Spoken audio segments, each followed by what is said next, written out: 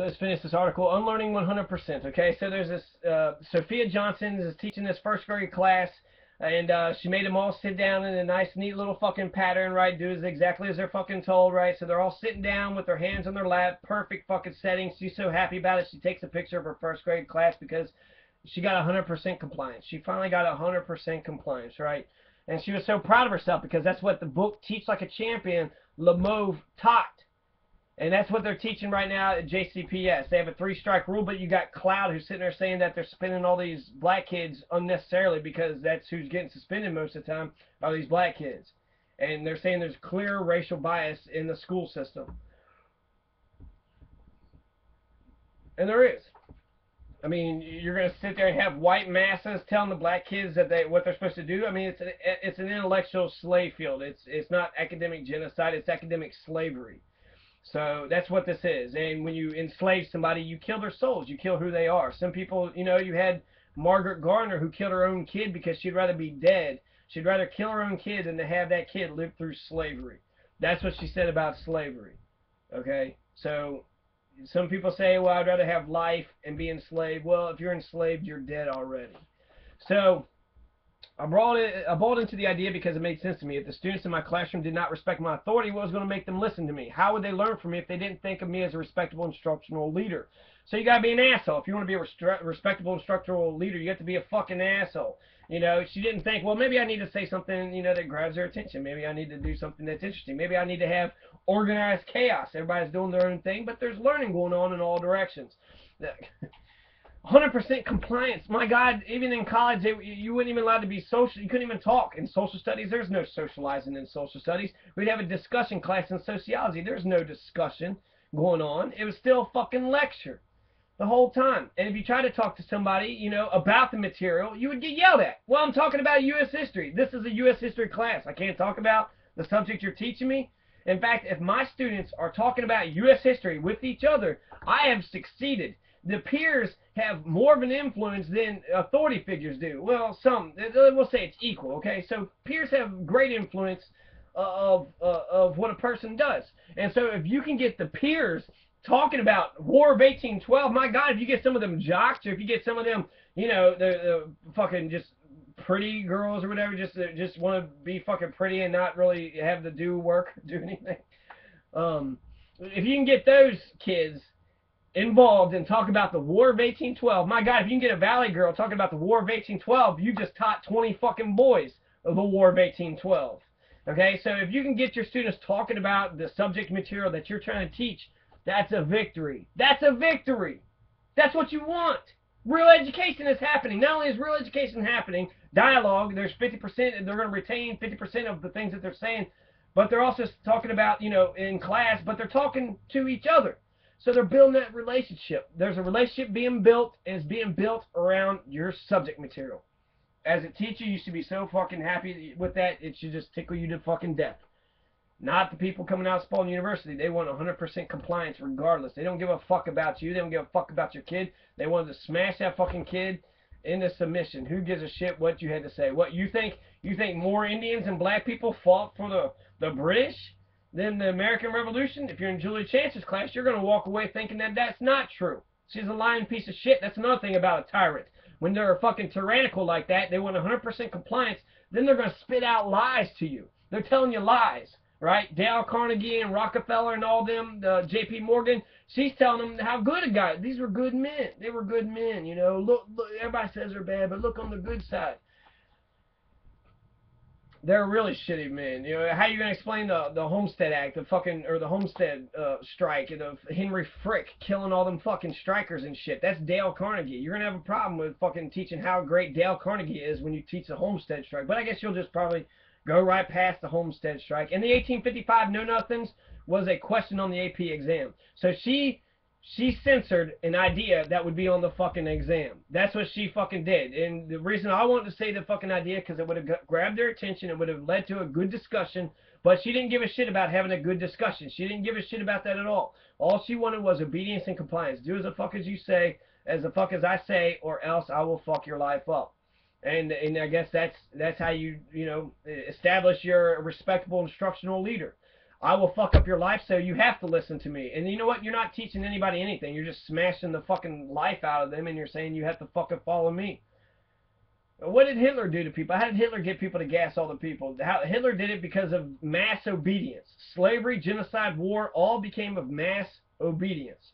People are just following orders, throwing the fucking Jews into the fucking ovens. They were just following orders when they allowed slavery to continue and persist.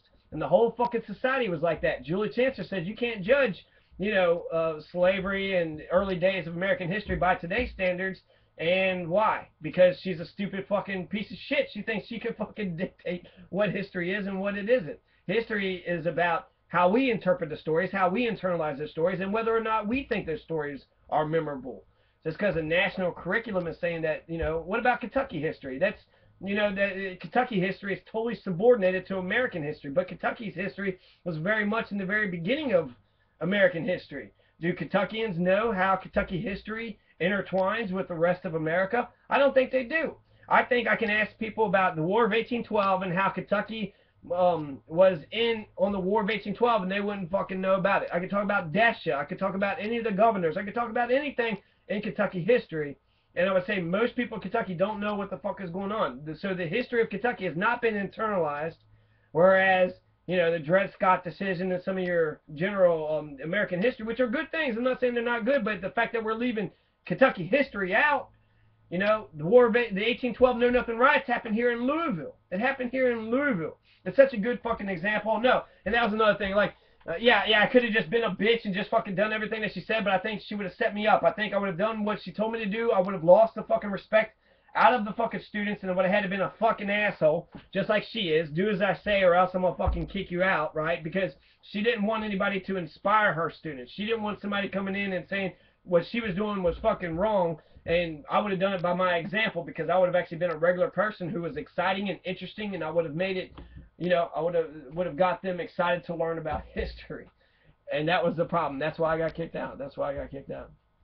So let's carry on with this, okay? They're Teach Like a Champion. She's reading the same book that Spalding University was teaching. Sophia Johnson is. And she says, I bought into the idea. It made sense to me that the students, if they have to respect me, right? It took me 3 years in the classroom to realize what is so troubling about 100% compliance and really all of Lamauve's behavioral strategies. To start, I'm a young white girl from Portland, Oregon, teaching brown and black children from New Orleans, Louisiana. Boom! That's it. That's the fucking problem with the American education system right there. So, and this is a white woman that's fucking saying this, so she sees what she's talking about. She's seeing what I'm seeing. So she said, I'm a young white girl from Portland, Oregon, teaching brown and black children from New Orleans. So, right, she doesn't know their fucking life, their day-to-day existence.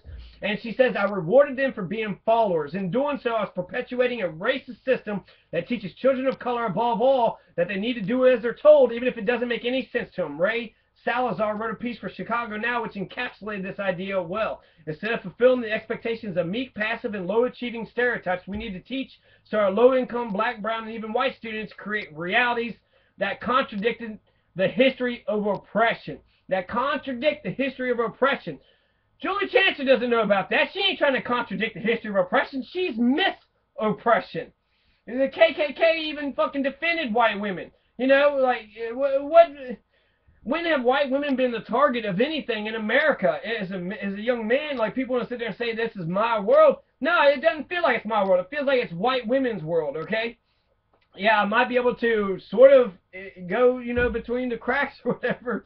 But no, I feel like the cops will fucking run into me and they'll throw me in fucking prison, whether I'm right or wrong. Because you're allowed to hit a man, but you can't hit a woman. So if there's a man and a woman that's arguing, well, the cop knows he can put his hand on the man. Fuck the man. Right? Send him off to war, let him get his head blown off. Send him into prison, let him get fucking ass raped for fucking years and laugh about it. Ha ha ha. You didn't do what a white woman said, now you're getting ass raped.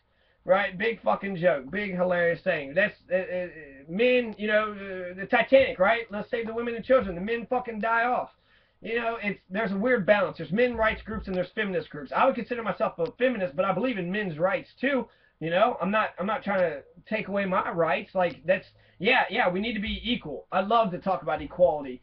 One of the last, and I'm going to get back to the letter, but one of the last things on the fucking letter in Spalding University, they wrote up like this page letter, and they had like 10 things that they had listed of things I had done. It had nothing to do with the argument at hand, but they want to fucking create a fucking, you know, a sort of, well, he done this and he done this, and they're all little fucking complaints that the teachers had typed in after some sort of argument that happened. And it was an argument that I can, you know, I can say, oh yeah, that's when I said this, and then they had said this. One of the arguments was with the financial aid people. I was sitting there saying I had to go and beg for her to get the Teach grant every fucking year, right? And then they would send a fucking check everywhere. So financial aid at Spalding University is completely fucked. But they didn't give a shit about that. What they did give a shit about was they give a shit about taking your fucking money and saying fuck you, right? So I got into an argument. It doesn't matter. Okay, so they had a list of things, and the very last thing that they had mentioned was that I had talked about freedom. And I did talk about freedom. I was talking to Jennifer Mangio because she wanted to talk to me after class. Well, I'm talking to Jennifer Mangio like a creep, like a fucking oppressor, molester, like a Terry Shoon, a fucking person, a psychopath that's in your fucking face and then starts touching and rubbing on your fucking leg and shit. And she lied to me. Kristen Harris is a fucking liar. She's a tyrant. She's a shitty person. She has no good qualifications to teach a fucking, you know, a kid how to ride a bicycle. She should not be in the education system at all. She should completely be fired. You know, you're not teaching anybody anything. My point is, I'm sitting there talking to Jennifer Mangio, and she was asking me how things were going with her, and I was being optimistic. Yeah, Julie Chench was being a fucking asshole to me. She kicked me out once, right, because I got there at 7:30. She didn't tell me what time to be there, but she's a fucking asshole, so who gives a shit, right? Yeah, you didn't get here when you were supposed to. Well, what time was that? You didn't tell me what fucking time. Well, I got here at 6:30. Oh, I guess I'm supposed to get here when you got here. Regardless, it doesn't fucking matter. The very last thing that they had mentioned, they asked me how things were going, and the very last thing that was mentioned was that I talked about freedom. So I talked about freedom. That's it. That's my crime. That's my crime. And that was the very first school and the very education. It was the very first thing I said. After that, Karen Dunnigan was totally fucking against me. She was real nice and sweet on the phone to get me enrolled into the fucking school because we develop your spirituality here. She's talking all soft and nice. I'm pleasant and shit. And she's this fucking big, blubbery, fucking ugly, just nasty, disgusting Jabba the Hutt, right? So you got Jabba the Hutt sitting there pretending like she's like this fucking cute little girl on the phone, and then I talked to her, and she's an asshole. She's a shitty fucking asshole. She can't fucking relate to anybody but her own goddamn self. I think it has something to do with her fucking mother, right? Her mother's being a fucking oppressive fucking, I don't know. She could just be sick, but I don't know. I don't want to get into, okay, so I want to get into the whole idea of what does equality look like, okay? So the very end of the thing was that he was talking about freedom. So I was talking to Jennifer Mangio at the very last class that I was in, and they was asking me how things were going, and I was sitting there talking to Jennifer, but like a fucking creep, Kristen Harris comes over and she's like eavesdropping like a fucking psycho fucking creep, and I gotta sit there and just accept that shit. She's totally leering. She's totally eavesdropping, and I have to include her in my fucking discussion. No, I don't want you in my fucking discussion. She sat there and says, don't come talk to me because I can't listen. So that bitch can't fucking listen to you, but, you know, when it actually matters, but she wants to sit there and know what you're talking about. The hypocrisy it blows my fucking mind, and I can't even fucking think straight. I don't know how people can be shitty to anybody else. The very first rules, do no harm to anybody else. They don't believe that. They believe do harm to people as soon as you walk in there to establish your power and reputation and make sure that people know what's going on. That was Kristen Harris. She fucking lied to me. She said this one person was supposed to be my fucking teacher, trainer, but that wasn't true. You know, it was a total fucking lie. She just wanted to manipulate my behavior. That's all she gave a fuck about. And then she threatens the entire fucking class. If you don't move over to the left side of the fucking room, then you're going to get kicked out. It was completely arbitrary. It was bullshit, but it was the tone of voice that she had used. Yeah, if you're an adult, then you will listen to instructions like you're an adult. Oh, really? Well, Elizabeth fucking Rogers didn't sit over on the other side. She's not an adult, according to your fucking definition, but it doesn't fucking matter. It doesn't matter if I have a logical fucking reason why I think that's fucking bullshit, because these motherfuckers won't fucking listen, so it doesn't fucking matter. If I sit there and say, hey, you move over to the other side, well, fuck you. I'm going to steal $50,000 away from you. You didn't move over to the other side of the room. I'm going to take $50,000 out of your fucking purse. Am I a criminal for doing that? Same thing you done to me. But I guess it's acceptable because they're fucking white women, because I don't know what because they're white women, because they're psychos. I don't know what it is. It doesn't matter, okay? My point that I want to make before the end of this video is they talked about freedom. So what does equality look like, right? You're smashing people. You're sitting there saying, hierarchy says, I'm the boss. You do as I say. Get down there. Get down there. Do as I fucking say, right? Well, equality is we're equal. Well, how does that look? Does one person tell the other person what to do, and then the other person tells the other person what to do, and there's like a mutual, there's a balance that's going on here? Sometimes you listen to the other person. Sometimes you do as yourself what you want. Or is it just complete freedom? Everybody's just free and they're just fucking wonderful and everything. And you know what? There's been so much oppression in America. I err on complete, absolute freedom. Yes, I'm allowed to do as I want to do. You do as you want to do. And if we can work out on how that works out, then that's a good equal relationship.